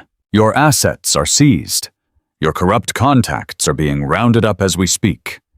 Agent Chen has a list of everyone on your payroll pulled from that laptop your people forgot to destroy. Right now, federal agents are executing warrants in 4 states. The color drained from Wells's face. "That's impossible. We had people in place. You had a network built on fear and money. Fear fades. Money runs out. What you never had was loyalty. The second things got hot, your people started flipping. Turns out criminals aren't real big on going down for someone else's crimes." Chen's voice crackled through Victor's earpiece. "Perimeter secure. Local police en route. How are the children?" Victor looked through the office window at the floor below, where Rita was surrounded by 11 small figures, all of them finally miraculously safe. "Recovered. All 11. Thank God. Send in medical. Some of them are in rough shape. On the way." And Victor stood looking down at Wells one last time. "My daughter would be 30 years old this year. She was taken by people like you, sold by people like you, killed by people like you. I've spent 20 years waiting to look someone like you in the eye and tell them exactly what they are." Wells's mouth twisted. "And what am I?" "Nothing. You're nothing. You built all this, the money, the connections, the power, and in the end you're just a pathetic little man who hurts children because it makes him feel strong." He turned and walked away. "You can't prove anything," Wells shouted after him. "I'll have lawyers. I'll have the best defense money can." The office door closed, cutting off his voice. The next few hours were controlled chaos. Ambulances arrived, child trauma specialists, FBI evidence teams, local police who'd been kept in the dark until the last minute, preventing any leaks to Wells's network. The 11 children were examined, identified, wrapped in shock blankets. Most had been missing for weeks. 2 had been gone for months. All of them bore the marks of captivity, Malnutrition bruises the hollow eyes of stolen innocence. Victor watched from a distance as parents began arriving. The reunions were devastating to witness. Mothers collapsing, fathers weeping openly, children who'd given up hope suddenly believing in miracles again. One little girl, maybe 5 years old, kept asking for her grandmother. When an elderly woman finally pushed through the police line and the child saw her, the sound she made wasn't quite human, pure animal relief, pure desperate love. Victor had to walk away. He found a quiet corner of the parking lot and sat on his motorcycle trying to keep his hands from shaking. 20 years of grief and rage channeled into this moment. And now that it was over, he didn't know what to do with what was left. "You okay?" Tommy appeared beside him, looking equally shell-shocked. "I keep thinking about Maria," Victor said quietly. "Wondering if anyone ever came for her, if she waited for rescue that never came. You can't save them all, you know that." "Yeah, but tonight we saved 11. That has to count for something." "It counts for everything." Agent Chen approached phone, pressed to her ear, expression intense. She ended the call and looked at Victor. "Wells is talking, trying to cut a deal." "Of course he is. He's giving up names, big names, state senators, judges, businessmen across the Northwest. This thing goes deeper than we ever imagined." "Deep enough to disappear into..." Chen shook her head. "Not this time. We've got physical evidence, testimony, financial records, and Wells on video confessing to coordinate charges. Even his connections can't make this go away." "What about his claim that he has people in the FBI? 3 arrests already, my former supervisor included." Chen's voice hardened. "He signed off on burying evidence from the start. Every case that got classified as a runaway or custody dispute, he made sure they never got investigated properly." Victor thought about all the children who might have been saved if one man had done his job instead of taking bribes. What happens now? Now we build cases. It'll take months, maybe years. But this network is finished. The infrastructure's destroyed, the major players are in custody, and every law enforcement agency in the region is suddenly very motivated to cooperate. And the children, going home. All 11 plus 3 others we found at a secondary location, Wells gave up. 14 children, Victor. 14 lives saved. The number hit him like a physical blow. 14. More than he'd dared to hope. "I need to make a call," he said. Sarah Thompson answered on the second ring. "Mr. Reyes, is everything okay? It's almost midnight." "Everything's fine. Better than fine. I just wanted you to know we got them. All of them. They're going home."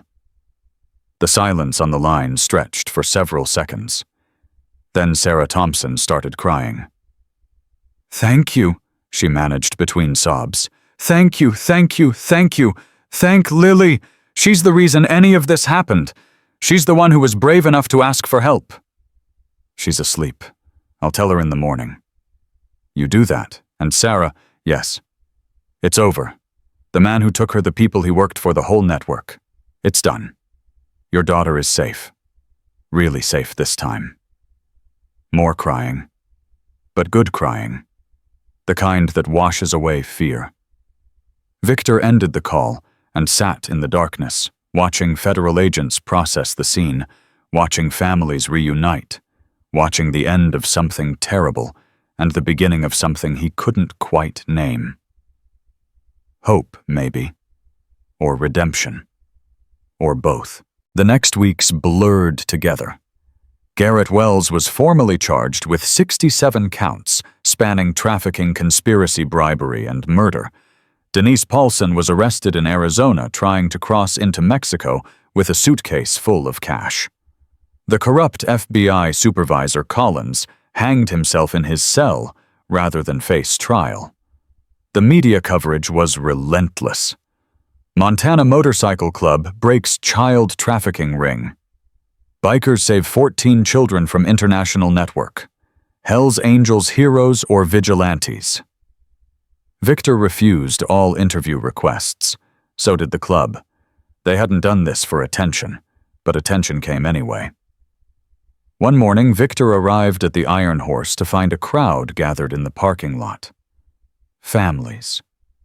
Dozens of them. The parents of rescued children, the relatives of victims' community members who'd heard what happened. They'd brought flowers, cards, food. One woman had baked a cake that read, "Thank you, angels."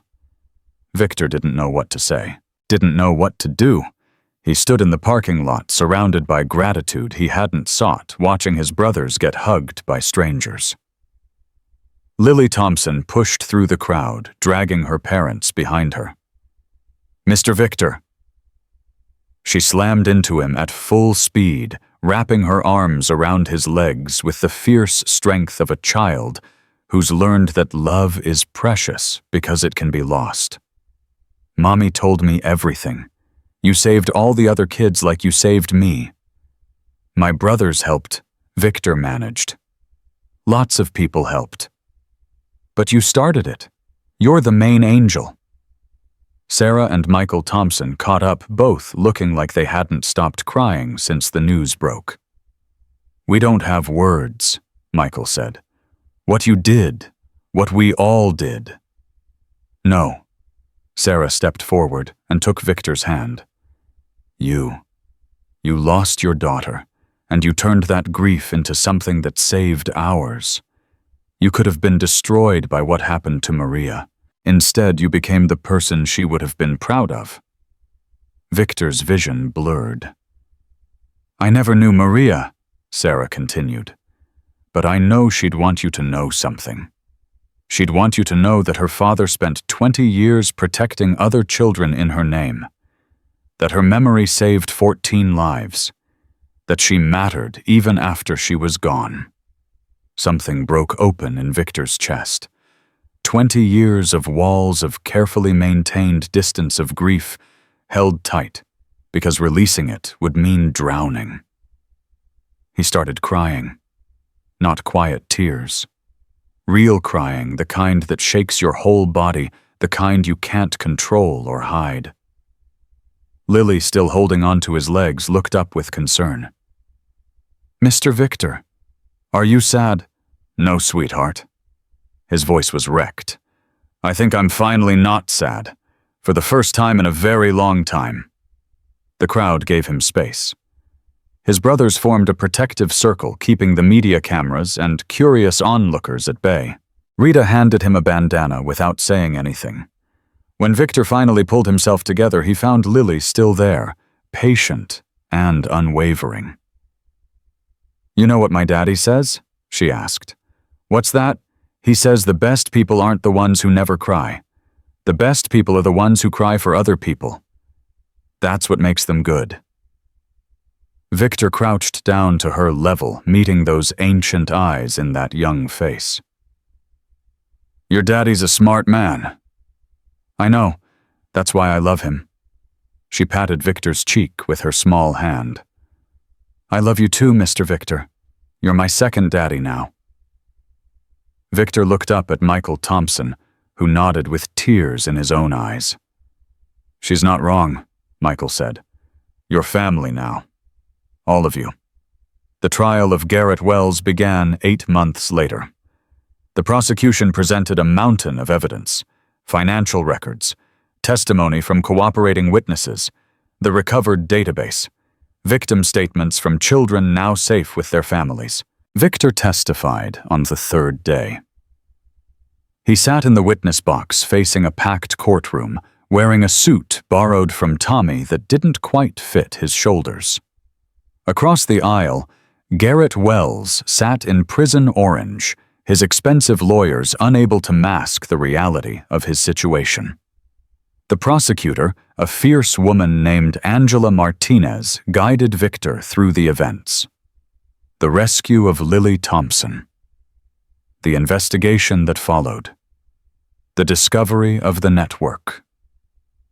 The raid on the warehouse.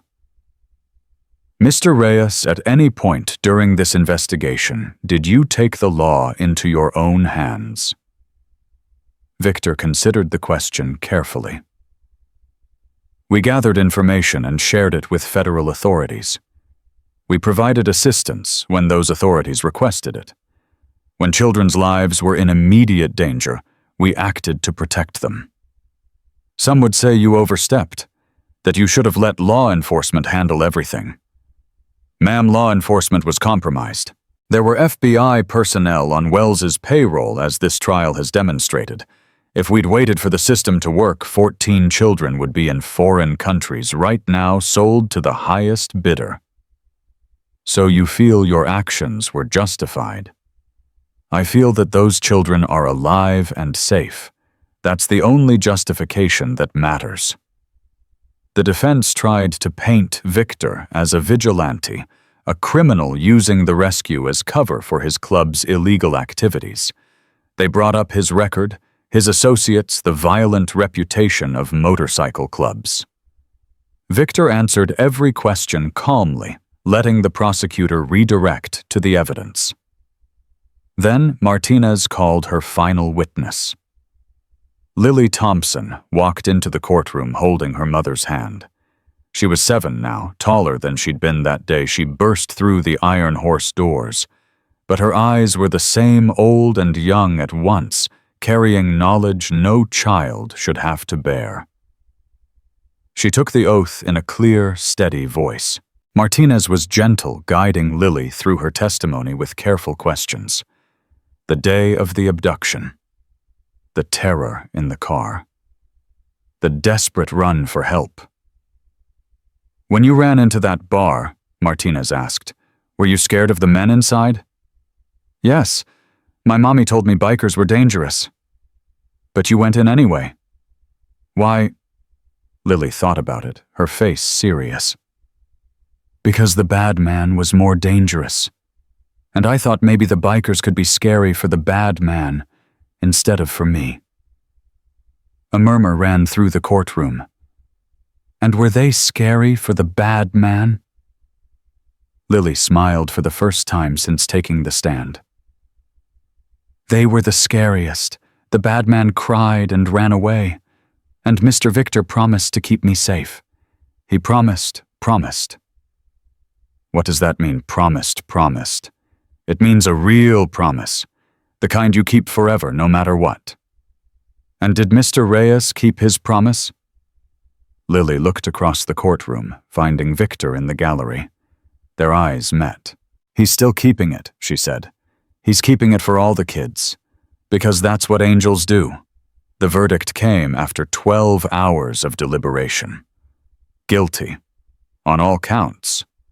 Garrett Wells would spend the rest of his life in prison with no possibility of parole. His co-conspirators received sentences ranging from 20 years to life. The network was dismantled, its assets seized, its surviving members scattered. Outside the courthouse, Victor faced a wall of cameras and microphones. He'd agreed to make one statement, just one, and then he was done. 20 years ago, I lost my daughter to people like Garrett Wells, people who steal children and destroy families for profit. I spent a long time angry about that. A long time broken. Then a 6-year-old girl ran into my bar asking for help, and something changed. He paused, gathering himself. Lily Thompson reminded me that courage isn't about not being afraid. It's about asking for help when you need it, even from the scariest people you can find. She trusted us, a bunch of bikers who looked like the villains in every story she'd ever heard, and we tried to be worthy of that trust. 14 children are home because of what started that day. 14 families are whole again. That's not justice. Justice would be if none of this had ever happened. But it's something. It's enough. He turned away from the cameras. Then he stopped and turned back. One more thing. To any child out there who's scared, who's being hurt, who thinks no one will believe them, we believe you. And we're coming. Maybe not today, maybe not tomorrow, but we're coming. Because that's what family does.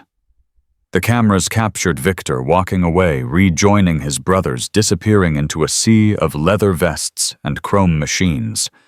The last shot was of the back of his vest, the steel brotherhood patch, clear in the afternoon sun.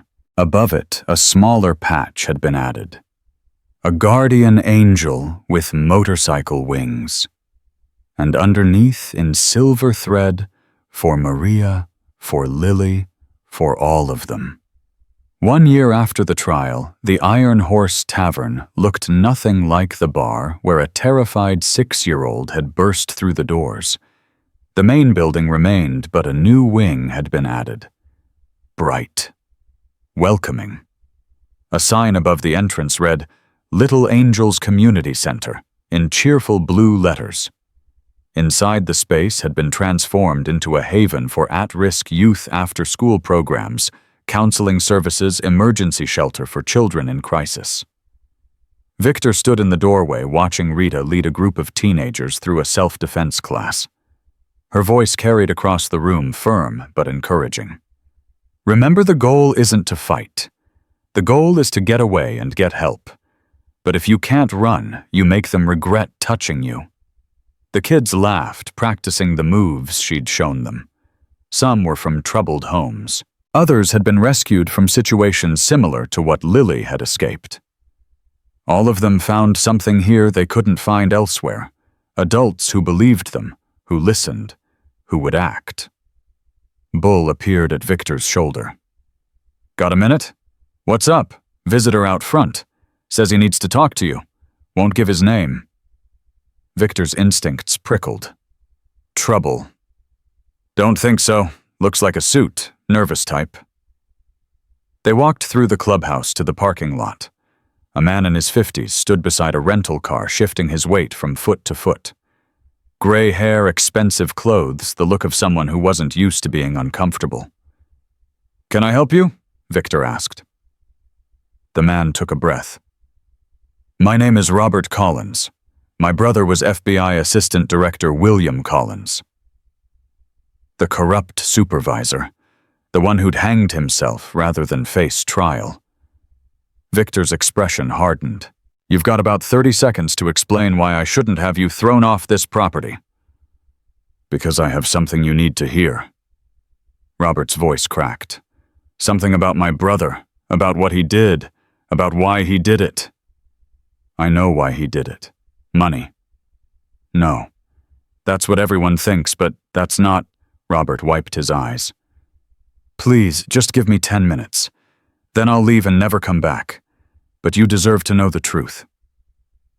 Victor studied the man, saw the genuine grief there, the shame, the desperate need to confess something. Talk. Robert's story came out in fragments, punctuated by tears he couldn't control. William wasn't always corrupt. He was a good man, a good agent. 20 years ago, he was investigating a trafficking case in Seattle. Got close. Too close. They took his daughter. Victor went still, sir. Emily. She was 8 years old.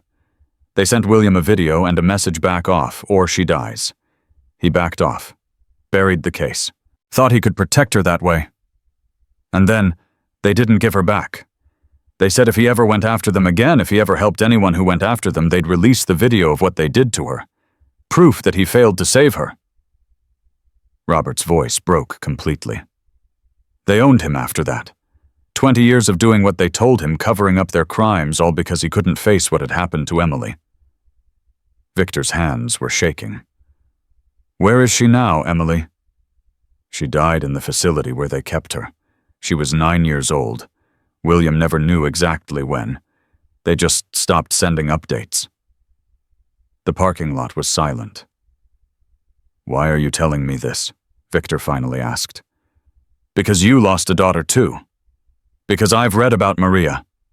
Because my brother spent 2 decades enabling the people who destroyed your family, and I thought you deserved to understand that he wasn't a monster. He was a broken man who made terrible choices because he couldn't live with his own guilt. Robert reached into his pocket and pulled out an envelope. This is from William. He wrote it the night before he died. It's addressed to you. Victor took the envelope with numb fingers. I won't ask for forgiveness, Robert said. What William did is unforgivable. But maybe understanding helps. Maybe it doesn't. I just needed you to know. He got back in his rental car and drove away without another word. Victor stood alone in the parking lot, staring at the envelope. Inside was a single page, handwritten. Mr. Reyes, by the time you read this, I'll be dead. I'm taking the coward's way out because I can't face what I've done. I can't face the families of all the children I failed to save. You asked me once through Agent Chen why I did it. The answer is simple. I did it because I was afraid. Because I thought protecting my daughter meant surrendering to the people who took her. I was wrong. She died anyway, and my cowardice allowed them to take hundreds more. Maria would be 30 this year. Emily would be 28. They'll never grow up, never fall in love, never have children of their own. And I could have stopped the people who killed them. I had the power, the position, the information. But I was too broken to use it. You weren't broken. You turned your grief into something that saved lives. I turned mine into something that destroyed them. If there's a hell, I'm going to it. And I deserve every minute. William Collins. P.S. There's a safety deposit box in Helena First National Bank. Key is taped to the back of this letter. Inside, you'll find everything I never had the courage to use. Names, dates, operations. The complete architecture of the network. Use it. Victor's hands trembled as he turned the letter over. A small key was taped there, just as Collins had written. He walked back into the clubhouse in a daze. Boss? Bull looked concerned. You okay? Get Rita and Agent Chen. Tell them I've got something they need to see. The contents of Collins's safety deposit box took down an additional 47 people over the next 6 months. State legislators, police chiefs, business executives, a federal judge. The network's tendrils had spread further than anyone imagined, touching every corner of the Northwest power structure. Victor watched the arrests on television, feeling something he couldn't quite name. Satisfaction, maybe. Or vindication. Or just the grim completion of something that had started 20 years ago in a hospital room with his daughter's hand growing cold in his. Agent Chen called him after the last major arrest. It's done. The whole network is dismantled.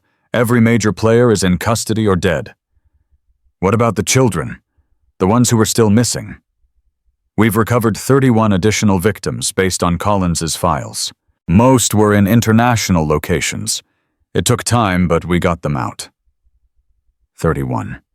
Added to the 14 from the warehouse. 45 children total. Thank you for telling me.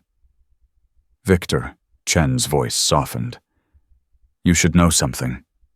We found records on Maria. His heart stopped. What kind of records? Movement records. We know where she was taken after the abduction. We know. Chen paused. We know where she's buried. Victor couldn't speak. It's a private cemetery in Northern California. The network used it for years. Most of the victims there were unidentified, but with the records we recovered, we've been able to match remains to missing children. You found her. DNA confirmation came through yesterday. I wanted to tell you myself. 20 years. 20 years of not knowing, of imagining the worst, of wondering where his daughter had ended up. Now he knew. Thank you, Agent Chen, for everything. Thank you, Victor. None of this happens without you. He ended the call and sat in the silence of his empty clubhouse. Then he picked up the phone and made arrangements to bring his daughter home. The memorial service was held on a Sunday afternoon in late spring. They buried Maria Reyes in the cemetery, where her mother had been laid to rest 15 years earlier. Cancer had taken Elena before they could find their daughter. Now, finally, the family was together again. The Steel Brotherhood came in full colors, their motorcycles lining the road to the cemetery in a gleaming procession. They stood at attention as the small casket was lowered into the ground, tears streaming down faces that had seen war and violence and death, but never anything quite like this. Lily Thompson stood between her parents, holding Victor's hand. "Is Maria happy now?" she whispered. "I think so, sweetheart. I think she's finally at peace." "Will you be sad forever?" Victor considered the question carefully. "No, I'll be sad sometimes when I think about what she missed. But mostly, I'll remember the good parts.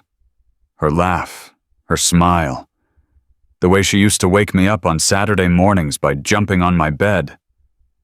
Lily nodded solemnly. "That's how I want to remember the bad time. Not the scary parts. The part where you saved me. The part where I found my angels." Sarah Thompson put a hand on her daughter's shoulder.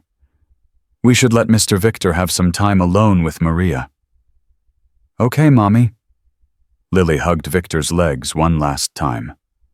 "Bye, Mr. Victor. Bye, Maria. I hope you're flying with the other angels now."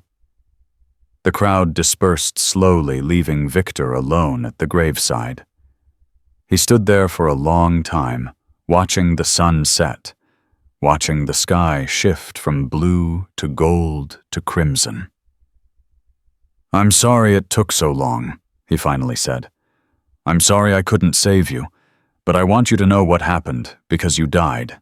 Because losing you broke me into pieces, and those pieces turned into something that saved other children. Your memory protected 45 lives, baby girl. 45 children went home to their families because your dad refused to stop fighting." The wind stirred the flowers covering the grave. "I met a little girl named Lily. She's 7 now. Bravest kid I've ever seen. She ran into a bar full of bikers because she knew she needed help and she wasn't afraid to ask for it. She reminds me of you sometimes. That same stubbornness, that same fire." He wiped his eyes with the back of his hand. "I'm not going to stop, Maria.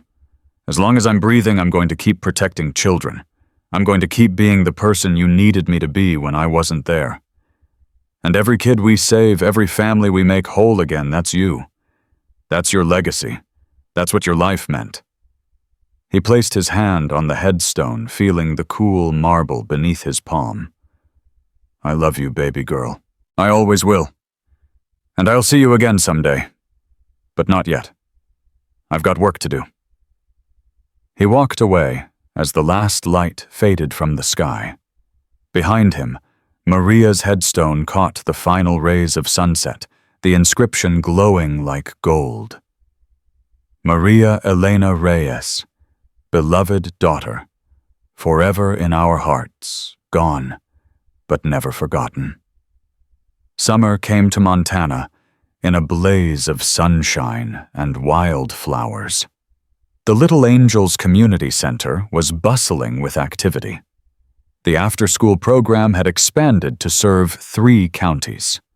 The emergency shelter had helped 67 children in its first year of operation. A partnership with local law enforcement had created a rapid response network for child protection cases. Other motorcycle clubs had reached out wanting to replicate the model. Victor had spent months traveling training, helping chapters across 6 states establish their own protection protocols. The Steel Brotherhood had become something more than a motorcycle club. They'd become a movement. On a Saturday afternoon in July, the clubhouse hosted its biggest event, yet a celebration for the families of rescued children. Parents and kids had traveled from across the country wanting to meet the men who'd saved their sons and daughters. The parking lot was transformed. Games, food, music. Hardened bikers running 3-legged races with 5-year-olds. Bull sitting in a corner reading picture books to a circle of toddlers. Snake teaching older kids how to change a tire, explaining that self-reliance was important. Rita found Victor watching from the porch, a rare smile on his face. "You know what I love most about this?" she asked. "What's that? Look at those kids. Look at their parents. 3 years ago, those families were destroyed. Those children were broken. Now look at them. Playing, laughing, being kids. That's why we do it. That's why we keep doing it. Rita handed him a beer. Speaking of which, I got a call from Agent Chen this morning. There's a situation in Colorado. A network operating out of Denver. Similar setup to what Wells was running. Victor's expression shifted. She asking for help? She's asking if we want to consult, share our expertise, help them build a case before people start disappearing. What did you tell her? I told her I'd ask the boss. Victor looked out at the celebration, the children, the families, the brothers who'd become something more than an outlaw club. Tell her we're in. Rita nodded and walked away to make the call. As evening fell, the celebration wound down. Families drifted toward their cars, exchanging contact information, making promises to stay in touch. The rescued children had formed bonds with each other, survivors recognizing survivors. Lily Thompson found Victor by his motorcycle. Mr. Victor, can I ask you something? Always, sweetheart. When I grow up, can I be like Rita? Can I help save kids, too? Victor crouched down to her level. You already saved kids, Lily.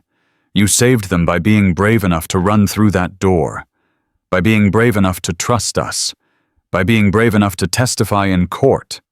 You've done more at 7 years old than most people do in a lifetime. But I want to do more. I want to be an angel like you. Victor felt his throat tighten. You're already an angel, Lilybug. You don't need a motorcycle or a leather vest. You just need to keep being exactly who you are. Kind, brave, willing to stand up for people who need help. Lily threw her arms around his neck. I love you, Mr. Victor. I love you too, sweetheart. Always will. Michael Thompson appeared, looking apologetic. Lily, it's time to go. Your grandmother's waiting. Okay, Daddy. Lily released Victor and took her father's hand, then turned back. Mr. Victor, will you come to my birthday party next month? I'm going to be 8. Wouldn't miss it. Promise, promise. Victor held up his pinky. Promise, promise. Lily grinned, linked her tiny finger with his, and let her father lead her away. Victor watched them go. The little girl who'd changed everything, the family that had become his own. You know, Bull said, appearing at his shoulder, I've been thinking. That's dangerous. Shut up and listen. Bull's voice was unusually serious. 20 years ago, you were the angriest person I'd ever met. After Maria, after Elena, you were practically dead inside, going through the motions, waiting to die yourself. Thanks for the memories. I'm making a point. Look at you now. Look at what you've built. Look at those kids, those families. You turned the worst thing that ever happened to you into the best thing that ever happened to hundreds of other people. Victor didn't respond. I just wanted you to know, Bull continued, that I'm proud to ride with you. Always have been, but especially now. Because now I understand what this club is really about. And what's that? Family, finding it, building it, protecting it. Bull clapped him on the shoulder. See you tomorrow, boss. He walked away, leaving Victor alone in the parking lot. The night had fallen completely now, stars emerging one by one. Victor looked up at the Montana sky, at the infinite expanse of darkness and light. Somewhere up there, Maria was watching. He believed that now. Had to believe it. I kept my promise, baby girl, he said quietly. I kept it for you, and I'll keep it forever. His phone buzzed. A text from an unknown number. He tensed, remembering the threats that had come this way before. But the message wasn't a threat. Mr. Reyes, you don't know me, but you saved my son. He was one of the 11 from the warehouse. He's home now. He's starting to smile again. I don't have words to thank you, So I'll just say this: because of you, I still have my child. Because of you, there's still good in the world. God bless you and your angels. A grateful mother." Victor read the message 3 times. Then he saved it, adding it to a folder on his phone labeled "Why We Fight." There were hundreds of messages in that folder now, from parents, from children, from law enforcement officers and social workers and ordinary citizens who'd heard the story and wanted to say thank you. Hundreds of reasons to keep going. Hundreds of reasons to never stop. He pocketed the phone and walked back into the clubhouse where his brothers waited. Tomorrow, there would be new challenges, new threats, new children who needed protecting. But tonight, there was peace. And that was enough. On the 1-year anniversary of Garrett Wells's conviction, the Steel Brotherhood held a ceremony. Not a celebration. Something quieter, more meaningful. They'd built a memorial garden behind the community center, a small space with a fountain and benches and walls engraved with names. The names of children who hadn't been saved. The names of victims who'd never made it home. Maria's name was there. Emily Collins's name was there. 117 names in total collected from 20 years of cases the network had touched. Victor stood before the memorial addressing the gathered crowd, club members, families, law enforcement partners, community supporters. "These names represent our failures," he said. "Children we didn't reach in time, lives we couldn't save. They're here so we never forget why we do this work, so we never get comfortable, so we never think we've done enough." He paused, gathering himself. "But these names also represent our purpose. Each one is a reminder that somewhere right now a child needs help. A family is being torn apart. A predator is hunting in the shadows. And it's our job, not just this club, but all of us, to stand in their way." He gestured to the fountain at the center of the memorial. "Water represents life. It flows, it changes, it never stops moving. That's what we have to be, constant, relentless, forever moving forward." He looked out at the faces watching him. Hardened bikers and suburban parents, federal agents, and community volunteers, all united by a common cause. "I was broken once. After Maria died, I thought my life was over. I thought the only thing left was revenge or death. Then a 6-year-old girl ran into my bar and asked for help, and she reminded me that it's not about revenge. It's about protection. It's about using what we have, our strength, our resources, our brotherhood, to shield the vulnerable from those who would harm them." Lily Thompson stood in the front row holding her mother's hand. "Lily taught me that courage isn't about not being afraid. It's about acting despite the fear. It's about running toward the scary bikers because they might be the only ones who can help. It's about trusting people even when the world tells you not to." He stepped away from the podium and walked to where Lily stood. "1 year ago, you asked me if I would be your angel. I said I'd try. Today, I want to ask you something." Lily's eyes went wide. "What?" Victor reached into his pocket and pulled out a small patch, the same guardian angel design the club had adopted, but child-sized. "Will you be ours?" Lily's hand flew to her mouth. "This isn't just a symbol," Victor continued. "This is a promise that you'll always be part of this family. That wherever you go, whatever you do, you'll carry the spirit of what we built together. And that when you're old enough, if you choose, you'll help us keep protecting children. Not as a biker, as whatever you want to be, but always as an angel." Lily took the patch with trembling hands. "I'll keep it forever," she whispered. "Promise, promise. Promise, promise." The crowd erupted in applause. Victor looked around at the people gathered there, his brothers, his extended family, the community they'd built from the wreckage of tragedy. They'd started as a motorcycle club, outlaws, misfits, men society had written off. Now they were something more. They were guardians, and they would never stop. Years later, when people asked Victor what the most important moment of his life was, he never hesitated. Not the rescue of Lily Thompson. Not the takedown of the network. Not the trial, or the memorial, or the community center. It was a quiet moment, on a summer evening, sitting on the porch of the Iron Horse, watching the sun set over the Montana mountains. Lily was there 16 now, tall and fierce, and applying to colleges with criminal justice programs. She wanted to be an FBI agent. Agent Chen had already promised to mentor her. The Thompson family was there. Sarah and Michael still happily married, still regular visitors. The club was there. Older now, some retired, some new, but the brotherhood unchanged. And somewhere in the gathering darkness, Victor knew Maria was there too. Watching. Proud. He'd spent 20 years broken by grief. Then he'd spent 10 years building something from the pieces.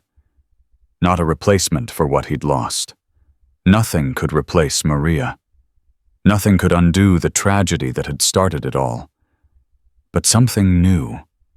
Something that honored her memory by protecting others. Something that turned the worst moment of his life into a purpose that would outlast him. Lily caught him staring at the sunset and smiled. Thinking about Maria. Always. She'd be proud of you. You know that, right? I hope so. Lily leaned her head on his shoulder. I know so. Because I'm proud of you. And I learned everything I know about courage from her. Through you. Victor put his arm around this fierce, brave young woman who'd changed his life. You know what Maria used to say when she was little and I was going off to work? What? She'd say, "Be brave, Daddy, and come home every single day, like a little ritual." That's beautiful. Yeah, it is. Victor watched the last light fade from the sky. So that's what I'm telling you now, Lilybug. Whatever you do, wherever you go, be brave. And come home. There's always going to be a place for you here. Lily squeezed his hand. I know. That's what family means.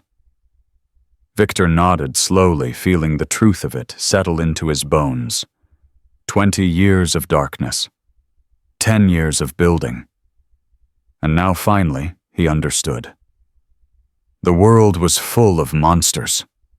Predators who hunted children. Networks that destroyed families. Systems that failed the vulnerable. But the world was also full of angels. Unlikely ones. Imperfect ones. People who wore leather and rode motorcycles and looked like the villains in every story. People who showed up when it mattered. People who kept their promises. People who understood that family wasn't blood. It was choice. Commitment. Sacrifice. Love. And as long as there were children who needed protecting, as long as there were families worth saving, as long as there was even one person willing to stand up and say, "Not on my watch," the angels would ride. They always would. Because that's what family does.